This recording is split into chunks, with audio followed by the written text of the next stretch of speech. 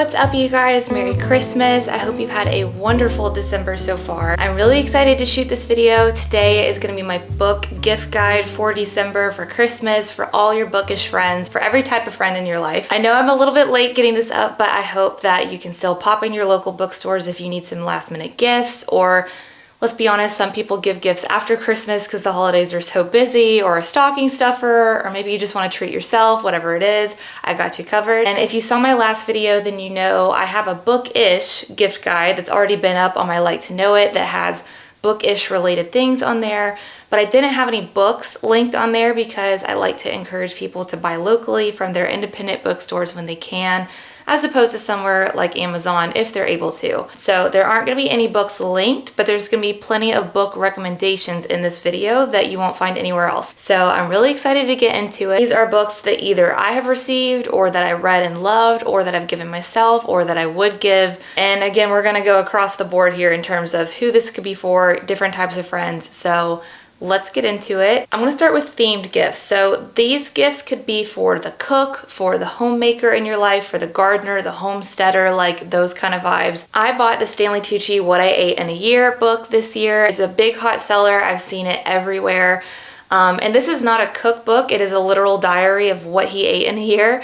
But I bought it for some of our friends who we went to Italy with, and Stanley Tucci loves Italy. He did a show on the food in Italy. And I actually created my own little gift bag with this book. I got some nice olive oil, some chocolates, a gift card, and just wrapped it in some cellophane and a cute ribbon and a gift tag. I feel like anything can be made cute with ribbon and a gift tag. But so that's just an example of how you could take any cookbook. Like if your friend or family member loves a certain person or influencer, like Martha Stewart or Kristen Johns, and they have a book out, you can kind of pair that book with some of their favorite things. Like maybe you pair it with the ingredients to make one of the recipes. I also gave my friend one year a Downton Abbey Christmas cookbook, so that could be really good to pair with something, especially if they love Downton Abbey. There is a Christmas specific one, so just letting you know. Or if it's a gardening, homemaker kind of book, maybe you pair it with some of the things that are on my Homestead Gardener gift guide. It's really easy to kind of make a themed gift out of those types of books. So that's just one big rec in and of itself. Another thing too, if your friend or family member is into gardening, something that I'm doing this year is I'm gifting potted paper whites to Craig's sisters and his mom for Christmas. I just learned this year that paper whites are like the December flower. They've been said to symbolize faithfulness and a sign of hope and renewal, which is super fitting around Christmas time. So you could pair potted paper whites in like a super cute pot from like Terrain or something with like the scalloped edges. That's what I did this year. And then small note, JSH Home Essentials is a small business that I follow on Instagram. They have paper white gift tags that I got. You could pair that with a gardening book. That would be really thoughtful and Christmassy and fun. And also really quick, the other thing about JSH Home Essentials is I've gotten a lot of just good Christmas gift ideas from them in general, because they post pictures a lot of times like of crafts that you can make or how to use their gift tags. Like I saw this photo of one of their pumpkin Halloween gift tags, and it gave me the inspiration to pair their paper white gift tag with some homemade pumpkin bread for my book club. So yeah, that's just a side note. If you need some like homemade gift ideas, I feel like they're a good resource to pair with your book gifts. Also, while we're talking about gardening and everything, one book that I have not read but I asked for this year for Christmas, and my cousin got it for me, is A Bit of Earth, A Year in the Garden with God by Andrea G. Burke. And just to read the back summary, it says, prayers, poetry, and scripture for a life in the garden. In A Bit of Earth, Andrea looks at the seasonal practice and common grace of gardening throughout a devotional lens. Part memoir, part prayer book, A Bit of Earth weaves care and intent through moments of ordinary living. This book is a lifelong resource of scripture, poetry, and prose on the life of faith for contemplatives, gardeners, and believers. So I won't read the rest of the summary, but I'm wanting to get more into gardening this year, so I asked for this. So this could be a good book for the gardeners or Christians in your life. Another type of book that's really good to make themed gifts out of are coffee table books. They're both practical and beautiful. And I have two coffee table books that I love in particular. The first is Timeless Paris by Maren Montagut. I'm not really sure if I'm pronouncing that right. This is one of those coffee table books that is both beautiful to sit on your coffee table, and the contents are also beautiful. Like, just look at some of these pages. I I'm someone who loves interior design, so this kind of stuff is just so fun to look at and get inspiration from for me, and it's beautiful to sit on my shelf. Like, look how gorgeous. So that's one of my recommended coffee table books. The other is Provence Style Decorating with French Country Flair by Shauna Varvel. This one has beautiful photography in it of different rooms, different interior styles, different textures. It's kind of broken up into different sections, like within gardens and terraces, it has a section on water. Within private spaces, it has a section on color. I love all the pattern play in these books. I love that it has a site plan in the beginning of it. So yeah, if you have somebody in your life who loves interior design and loves making things beautiful at home and in their garden, these are 2 coffee table books that I would give. I would love to receive them if I hadn't already bought them for myself. And then the last recommendation for themed books, to kind of do a themed gift, and then I'll get into more specific book recommendations, I'll get off the themes, is for kids books. Kids are so easy to make a themed book gift for. My little cousin, who's also our goddaughter, her mom loves The Grinch, and as of now, she was born a few years ago, she's grown up loving The Grinch, but so when she was born, I got her an heirloom Grinch quilt from Pottery Barn, and you can get their name embroidered on it. They have tons of Grinch gifts anywhere, like Amazon, Pottery Barn, but specifically at Pottery Barn, I know you can get like more heirloom, timeless looking Grinch gifts if you don't want the like super cartoony kind of looking Grinch gifts. But regardless, whether you get like a Grinch doll, a Cindy Lou Who doll, a Max doll, all 3, whatever it is, you can pair any of that with the Dr. Seuss Grinch book. You can get any style of Grinch book, like you can get the ones that come with the push buttons so that they can kind of hear sounds as they're reading along, or just like the regular style book. This year for Christmas, I got my cousin the new Reese Witherspoon Busy Betty book. I think Reese Witherspoon has 2, maybe 3 Busy Betty books out. Say that 3 times fast. But this one was specifically a Christmas one, and Busy Betty in these books has purple glasses, and my little cousin has purple glasses and blonde hair, so I thought that that would be fun for her to kind of see herself in these books. I think a lot of kids that have glasses, if they're a boy, they typically have the blue glasses, and if they're a girl, they typically have the purple glasses. Like, I've seen a bunch of kids have the same glasses. If you do have a kid in your life with purple glasses, I feel like Busy Betty would be the perfect book to get them. And the Christmas story in it is about baking cookies and learning how to give gifts from the heart, regardless of how much money you have to spend on gifts. So it's a really cute story. But yeah, I feel like any kid's book out there, you could pick something from the story, whether it's a character and get the doll to go with that book. Even if the character doesn't exist easily, like you can't go buy it on Amazon or something, I feel like you could have anything made on Etsy. If you really wanted to like go the extra mile. Or like with this Busy Betty book, like I said, they bake cookies in it, so you could pair that with like a kid's bakery kit or something. So yeah, that's just my 2 cents on kids books. We did already give the Busy Betty book to my little cousin earlier this year, and she asked me to read it the day that I gave it to her. So she loved it. Kids love books. There you go. Okay, now let's get into some of my specific book recommendations that I either have been given, have given somebody, or would because I loved it, or what have you. Okay, first up is Where the Crawdads Sing by Delia Owens. This was a Reese's Book Club pick a few years ago. It was also turned into a movie. So it's one of those things that it has become a little bit more mainstream if you have a friend that likes more mainstream books or likes to read books that they've kind of heard about. This was a 5-star read for me when I read it. I loved it, especially if your friend or family member loves the Low Country. The Low Country and nature is a character in and of itself in this book. It comes to life, all of the detail, like you just picture it so beautifully in your mind's eye. Not to mention there's a murder mystery, there's a love story. It spans decades and decades of time, so a lot happens between the start and the end. And yeah, my mother-in-law read this book. She loved it. And also one of my best friends, we're all in our 30s. She loved it. So I feel like a bunch of different types of women could love this book. And I'll read just a quick summary, not the whole thing because I don't want to spoil it, but just to give you an idea. It says, for years, rumors of the Marsh Girl have haunted Barkley Cove, a quiet town on the North Carolina coast. So in late 1969, when handsome Chase Andrews is found dead, the locals immediately suspect Kaya Clark, the so-called Marsh Girl. But Kaya is not what they say. Sensitive and intelligent, she has survived for years alone in the marsh that she calls home, finding friends in the gulls and lessons in the sand. Then the time comes when she yearns to be touched and loved. When 2 young men from town become intrigued by her wild beauty, Kaya opens herself to a new life until the unthinkable happens. Okay, actually I will read the rest of the summary because I don't think it gives too much away and I think it sums it up really well. Where the Crawdads Sing is at once an exquisite ode to the natural world, a heartbreaking coming-of-age story, and a surprising tale of possible murder.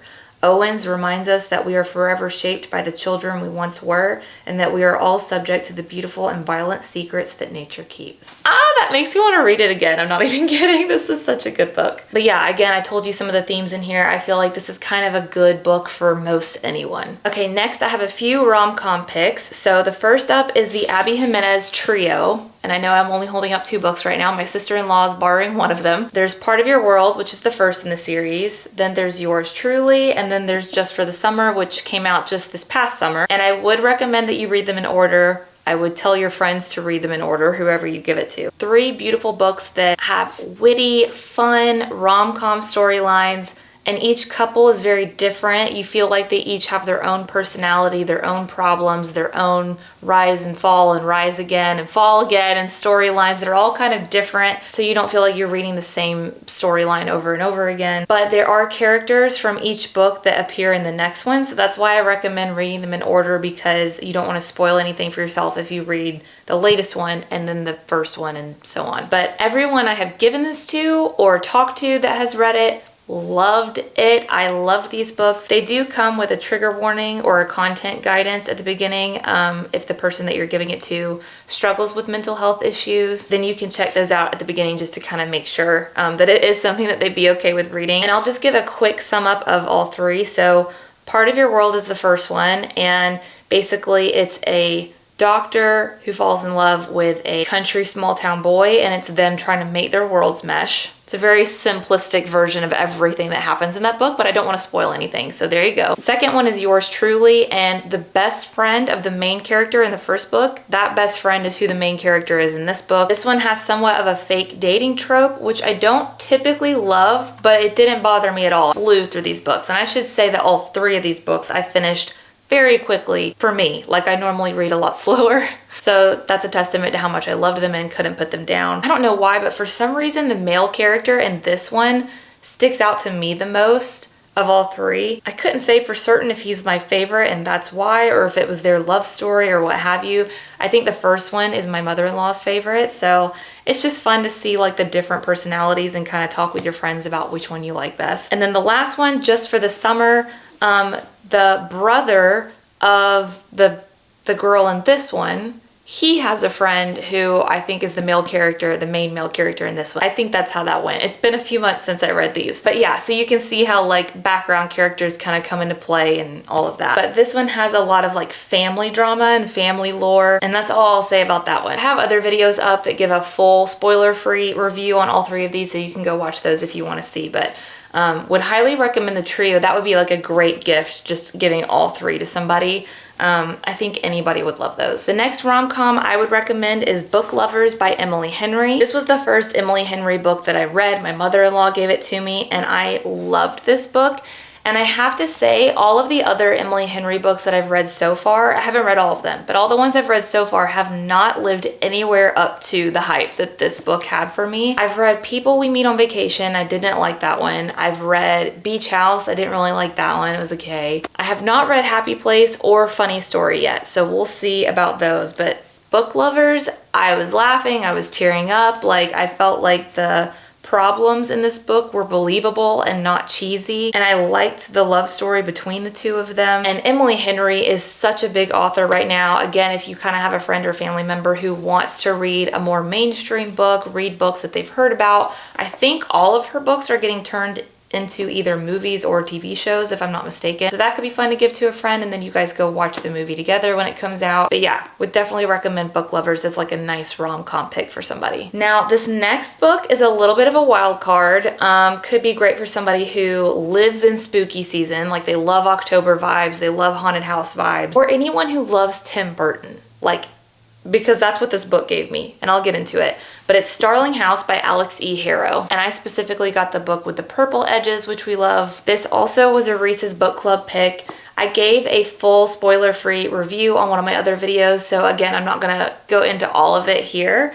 But what I will say is that this book totally surprised me. I did not expect to be as hooked as I was. And I say give it to somebody if they like Tim Burton, because this book gave me Corpse Bride vibes. It gave me Stranger Things vibes. It has that sort of like the creepy is beautiful and the beautiful is ugly kind of theme throughout it. I'll read part of the summary really quick. Opal is a lot of things: orphan, high school dropout, full-time cynic, and part-time cashier. But above all, she's determined to find a better life for her younger brother, Jasper. One that gets them out of Eden, Kentucky, a town remarkable for only two things: bad luck and E. Starling, the reclusive 19th century author of The Underland, who disappeared more than 100 years ago. All she left behind were dark rumors in her home. Everyone agrees that it's best to ignore the uncanny mansion and its misanthropic heir, Arthur. Almost everyone, anyway. Opal has been obsessed with the Underland since she was a child. When she gets the chance to step inside Starling House and make some extra cash for her brother's escape fund, she can't resist. But sinister forces are digging deeper into the buried secrets of Starling House, and Arthur's own nightmares have become far too real. As Eden itself seems to be drowning in its own ghosts, Opal realizes that she might have finally found a reason to stick around, and now she will have to fight. So yeah, this book had a lot of action, a lot of mystery, way more action than I anticipated, like fight scenes. I mean, this is like jam-packed. My mother-in-law wants to read it, so it's a very different type of read than the books she typically gives me, so I will be very curious to see if she likes it. But yeah, so if you have somebody who kind of loves that vibe, loves the spooky haunted house, there's love story in here too, not just mystery. So it kind of checks all the boxes. This is a very out there, fun, awesome read. Now, kind of switching gears really quick, I do want to mention two devotionals. The first is Upon Waking by Jackie Hill Perry. It's a 60-day devotional, and I finished it this year, and I loved this book. If you don't know who Jackie Hill Perry is, look her up on Instagram. But these devotionals were very impactful for me. It didn't feel like I was just doing a devotional to do one. It gave me a lot of like thought-provoking things to chew on, lots to journal about. And I love that she specifies somewhere in the beginning of the book that this is not meant to replace Bible reading. Like, it's not meant to replace the word. It's just meant to help with your everyday walk. So my friend Mia is the one who recommended it to me, and then she read it, I read it, so I feel like it could be a good fit for anybody. And then the second devotional is sitting right here. It's Emmanuel, an invitation to prepare him room at Christmas and always by Ruth Chow Simons, a 25-day journey. I got this book last year at a small little shop in North Georgia. It's a Christmas Advent devotional. And I have since found out that Ruth Chow Simons has a lot of devotionals out, so I feel like if you look her up, you could kind of take your pick of which one you want to do. I think she also does all of these beautiful illustrations that you find throughout the book. So I feel like this could kind of double as a really great devotional for somebody, but also like a beautiful coffee table book for Christmas because it's so pretty to look at. And then also just really quick, two devotionals that might be a good little stocking stuffer for the guys in your life are the 3-minute devotions for men, 180 encouraging readings, and Faith in the Fairway, inspiring devotions from pro golfers. I've gotten both of these for Craig before, so tried and true. All right, I have one more book recommendation left, and we just finished it. This was actually our December book club pick, and y'all, it was so good. 5 stars from me. What a way to end the year. What a way to end the last book that I read of the year. And that book is The Frozen River by Ariel Lawhon. Not sure how to pronounce that. So this book was kind of a shocker to me because I had not heard of it, even though it's a Good Morning America book club pick. I literally hadn't heard of it.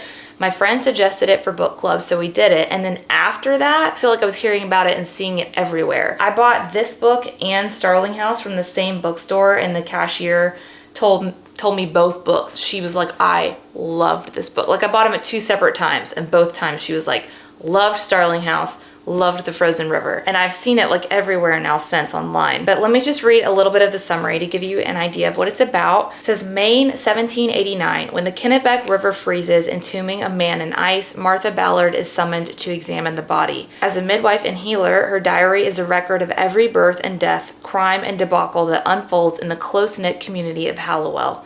Months earlier, Martha documented the details of an alleged rape committed by 2 of the town's most respected gentlemen, one of whom has now been found dead in the ice. But when a male physician declares the death accidental, Martha is forced to investigate on her own. And I won't read the rest of it because I don't want to spoil it. I have actually not given a full review yet on this channel because I just finished this, so I do plan to still do that in my next video. But for this video, I can tell you that this is one of the best historical fiction books I have read in a hot minute. I loved this book, and so did the girls in my book club. It just has such a beautifully written heroine. It's the leading leading female character I have been craving, that I didn't even know I was craving and that I've been waiting for. I was telling the girls at book club, she's not one of those female characters who's like quirky for the sake of being quirky or has like problems that aren't real problems. She has real issues going on in this town that she's like at the heart of because she's a midwife and everybody and their mother is giving birth among some of the crimes that are happening, like what was mentioned. So loved reading that. Loved reading a female heroine that I can actually get behind and that I want to root for. There's murder, there's court case drama. She has a bunch of kids, so there's big family, children drama. There's a beautiful love story between her and her husband, which I also feel like I don't see a lot. That was beautiful to read. I feel like it also so beautifully and powerfully articulates the trials of everyday life being a woman in that time period or just in general. But it mixes that with the power and strength of being a woman in that time period and just in general. This was also another book where I felt like the environment and nature was a character in and of itself. I felt very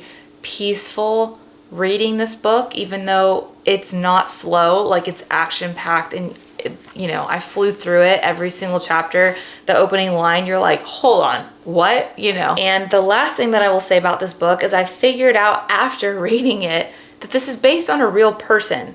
There's an author's note at the end that you absolutely have to read after you've read this book. Don't read it before, read it after. But the fact that this was based on a real person's life is just so amazing and inspiring. So again, would recommend. It's the perfect wintry December read, especially if you're buying for somebody who wants more than just like a cheesy Christmas book. And there's nothing wrong with those. I'm not bashing on those at all, but I'm just saying if you want like a wintry Christmas read that's not something like Holly Dates or whatever, I feel like this would be the perfect book. And that is gonna wrap up my Christmas book gift guide for this year. I hope this was helpful to you. And again, my bookish gift guide is linked down below if you wanna buy some bookish things to go along with these books. But otherwise, I think that's gonna wrap it up for this video and this year. I hope you guys have a Merry Christmas and a Happy New Year, and I will see you guys in the next video.